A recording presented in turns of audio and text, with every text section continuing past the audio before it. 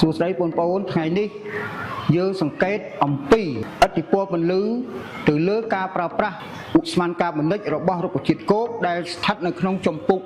2មេរៀនតាប៉ូលីសមេរៀនទី1រស្មីସଂយោគតើពន្លឺមានឥទ្ធិពលដូចម្ដេចទៅលើការប្រើប្រាស់ឧស្ម័នកាបូនិករបស់រុក្ខជាតិគោក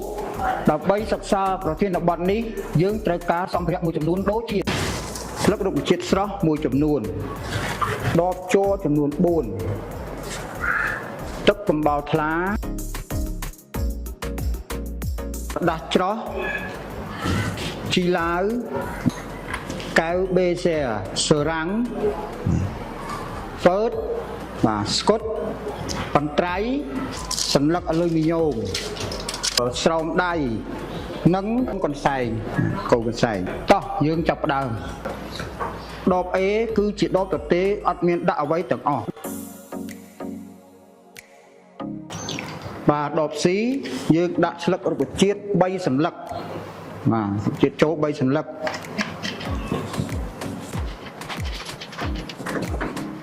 បាទដាក់ស្លឹករុក្ខជាតិចូល3សន្លឹកបន្ទាប់មកយើងឆ្លុំខ្យល់ដង្ហើមចូល2ដង្ហើមហើយយើងគ្របគម្របឲ្យជិតបាទ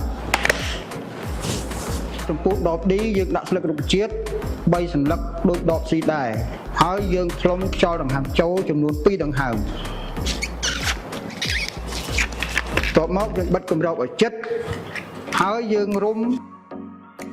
ក្រដាសអាលុយមីញ៉ូមពីលើឲ្យជិតបាទ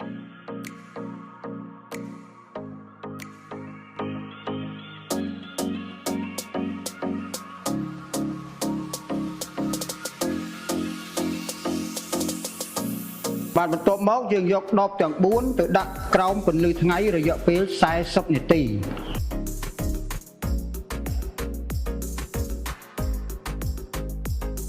បន្ទាប់ពីយើងរក្សាដបទាំង4ក្រោមពន្លឺព្រះអាទិត្យរយៈពេល40នាទីរួចមកយើងចាក់ទឹកកំបោរថ្លាចំណុះ10មីលីលីត្រទៅក្នុងដបនីមួយៗ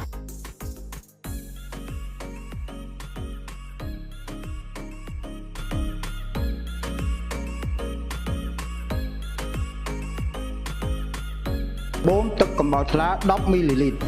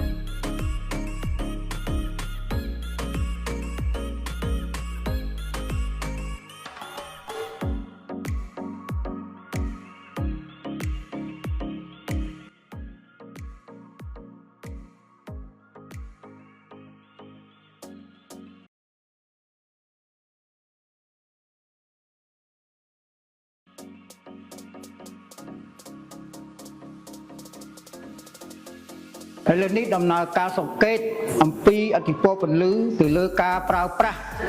ឧស្ម័នកាបូនិករបស់រុក្ខជាតិគោកត្រូវបានបញ្ចប់ហើយសូមបងប្អូនបំពេញនិងឆ្លើយសំណួរនៅក្នុងសន្លឹកកិច្ចការដែលលោកគ្រូចែកឲ្យបានត្រឹមត្រូវសូមអរគុណជួបគ្នានៅវីដេអូក្រោយៗទៀត